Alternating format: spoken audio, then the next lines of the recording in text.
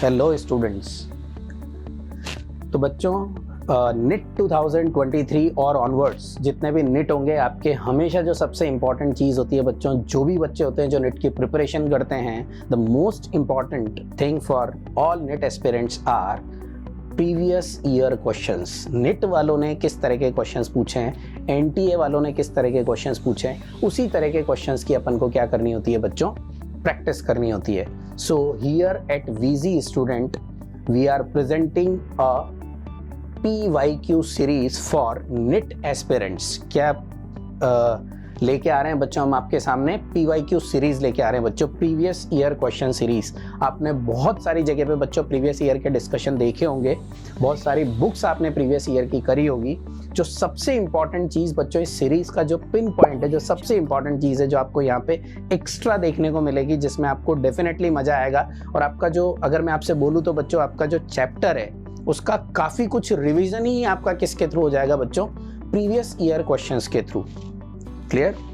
सो PYQ series का बच्चों ये पहला वर्जन हम लोग लॉन्च कर रहे हैं, जिसको मैं लिख सकता हूं बच्चों आपके सामने,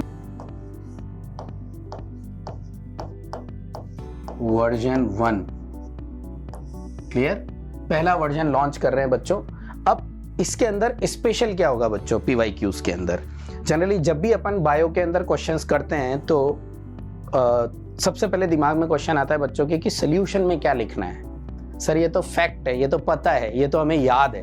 बट कैसा होता है बच्चों, जब आप क्वेश्चंस करते हो, जब आप प्रिपरेशन कर रहे होते हो, तो आप क्या करते हो, क्वेश्चन पढ़ते हो और उसका आंसर टिक करके और उसे छोड़ देते हो, और अगर वो आपको आ जाता है तो आप खुश हो जाते हो कि ये मेरे को आ गया।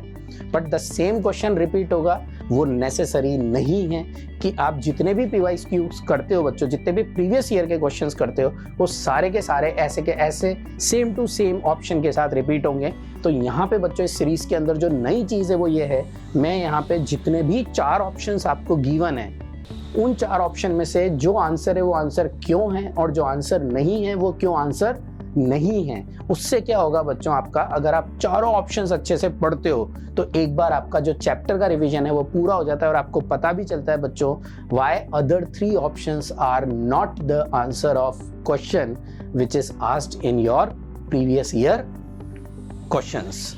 Clear student? तो सारे जने एंजॉय करना बच्चों, और अगर इसके अलावा आपको कुछ भी इस सीरीज के अंदर किसी भी तरह की कोई दिक्कत आती है बच्चों तो आप पूछना। क्लियर? और कमेंट बॉक्स के अंदर कमेंट करना।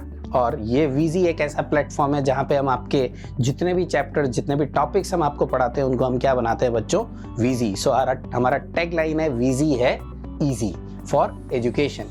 Now in this PYQ series, that is previous year question series version 1, I am presenting a chapter 16 that is digestion and absorption।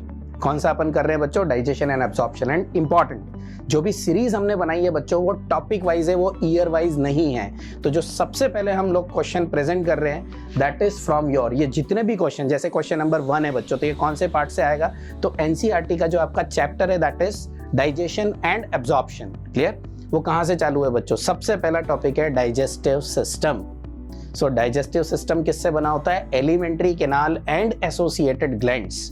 तो जो फर्स्ट टॉपिक है बच्चों आपका एलिमेंट्री कैनाल और एसोसिएटेड ग्लैंड्स, उसका जो भी आप पढ़ोगे बच्चों, उससे रिलेटेड जो क्वेश्चंस है वो मिलेंगे आपको सेक्शन 1 के अंदर। क्लियर? फिर उसके बाद आएगा बच्चों section 2 that is digestion of food. उसके बाद आएगा section 3 that is absorption of digested food. Clear? और उसके बाद सबसे लास्ट में आएगा बच्चों disorders of digestive system. So these are the 4 topics.